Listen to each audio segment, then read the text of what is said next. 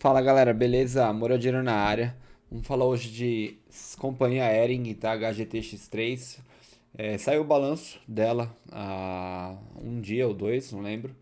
E aí a gente vai falar aqui sobre o macro dela, depois a gente vai falar sobre o micro, mas de forma macro também, que seria o gráfico de 60 minutos, tá bom?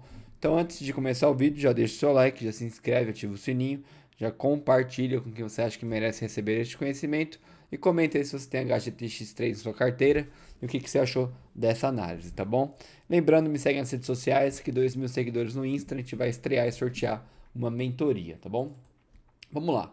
Aqui no macro, as linhas amarelas, a gente tem uma tendência de alta que foi rompida duas vezes já, tá? Uma foi aqui mais ou menos entre 2018 e 2019 e a gente tem o rompimento dela também na própria pandemia, tá? Mas não deixa de ser uma linha de tendência de alta bem importante para o nosso gráfico aqui.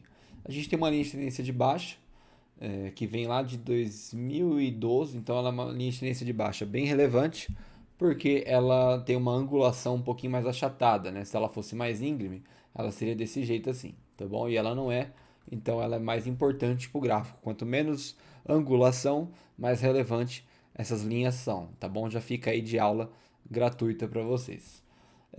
Fora isso, a gente tem uma zona de acumulação que é entre o 10,55 e o 16,99. É um retângulo aqui, muito relevante. E a gente tem o preço pré-pandemia aqui, 35,72. Deixei marcado para a gente poder falar, beleza? E aí, vamos lá para o balanço. Dar uma olhadinha aqui no destaque do balanço. Então a gente tem aqui o resultado fortemente impactado pela pandemia. Performance do e-commerce cresceu, como todas as lojas aí que foram, não só lojas, né, empresas que foram ágeis e inteligentes, eles foram para o e-commerce, para negócios feitos pela internet, tá bom? Reabertura gradual de lojas, tá? Mas a gente sabe, quem está por dentro das notícias sabe que shopping ainda não está faturando como deveria, então a reabertura de lojas não é tão relevante assim para essa empresa, mesmo abrindo as lojas, não está tendo faturamento muito legal ainda. Implantação da plataforma de social selling e novos canais de vendas, deve ser tipo um vendedor online igual a Via Varejo, tá? Aceleração na conversão dos varejos qualificados em franquias light, tá? Então deve ser uma renovação do plano de negócio aí deles. Aí tem bastante informação aqui que não é muito relevante. Tem as tabelas que mostram números bem negativos ou números menores, mesmo que positivos, tá? A gente só tem um EBITDA aqui que se manteve, um pouquinho alto, mas se você comparar os semestres, você vai ver que o EBITDA diminuiu, tá bom? Então, é uma loja, é uma empresa, né, de lojas aí que se assemelha bastante a Lelis Blank, que eu fiz o vídeo aí, acho que ainda hoje, né? Então não pode esperar muito dela por enquanto, né? Pode ser uma empresa que esteja bem descontada, mas o balanço veio bem semelhante a qualquer outra empresa que depende de vendas aí de shopping, tá bom? Então não vou entrar muito em detalhes sobre o balanço. O balanço veio como esperado, com prejuízo, né? Com não um prejuízo numérico. Ele pode até relatar ali, eu não entrei em detalhes de lucro ou não, vou dar uma olhada aqui. Né? A gente tem até lucros, números positivos, mas é uma diminuição. Né? Lembre-se que balanço não importa se ele é positivo ou negativo os números, né? O que importa é o que ele representa para o cenário da empresa. Então você tem uma diminuição de receita líquida, você tem diminuição de EBITDA semestral, você tem uma diminuição de lucro líquido. Não, aqui você, no lucro líquido você tem um aumento, tá? Mas você tem uma diminuição de lucro bruto, receita bruta também, né? Comparado semestral fica pior ainda. Então, não, é o que eu falo, não importa o número, se é positivo ou negativo, o que importa é o que o balanço passa pro mercado financeiro, tá? Se é um balanço positivo ou não, independentemente de números, né? Por exemplo, a gente tem o balanço da Oi, que foi bem negativo, mas quem estava dentro da empresa e confia na empresa entendeu o balanço como positivo.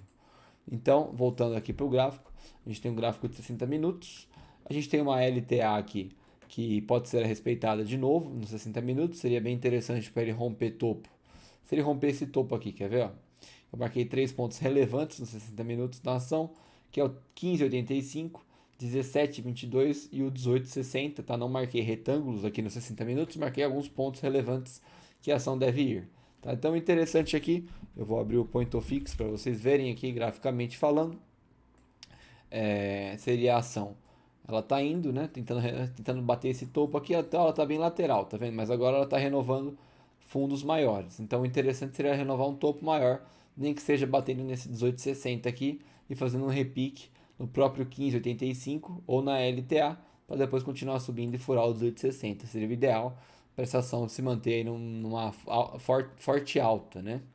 E aí, se a gente analisar aqui, preço pré-pandemia, a gente tinha 232% e o preço só chegou a corrigir 25%, tá? Então, é natural isso? É, tá? Um gráfico ele geralmente vai andar ali 25, 50% e quando mais que isso, geralmente é 100%, tá bom? Então, 25% é bem razoável, bem natural, compreensível essa correção só de 25%, até porque, como eu disse, é uma empresa que, como a Lelis Blank, depende muito da reabertura de shopping, né? É uma empresa que foi muito afetada, né? Empresa que está lá dentro de shopping e com o fechamento de tudo, apesar da rapidez para o e-commerce, ela foi muito afetada, beleza? Então a minha empresa está bem descontada, talvez até valesse a pena a gente traçar uma LTB aqui um pouquinho mais diária, mas ela não vai ter muito sentido, né? Talvez você apostaria que aqui é um segundo um toque, mas eu acho que não faz sentido, eu acho que não vai ser, eu acho que essa empresa vai voltar a subir, tá? E respeitando essa LTA por enquanto. Talvez quando ela começar a romper topos aqui, ela até venha a desrespeitar essa LTA e crie alguma outra, tá? E aí venha tocar ela como resistência, né? Tem bastante desenho que faz sentido aqui no gráfico, tá bom? Que o gráfico ele te traz uma previsibilidade. Beleza, galera? Então esse foi o balanço da nossa HGTX3. Estou otimista para essa empresa. Acho que a longo prazo ela tende a se valorizar muito e se você pegar ela aqui embaixo, no preço que ela está atualmente, e se ela voltar para o preço pré-pandemia, você vai fazer mais de 100% no seu investimento, tá bom? Óbvio que não é uma recomendação de compra ou venda, mas a minha opinião grafista seria que ela vai voltar para o preço pré-pandemia assim que normalizar novamente os shoppings e tudo voltar ao normal, a economia aquecer novamente, tá bom? E aí, só para acabar o vídeo, a gente tem aqui os aluguéis dela.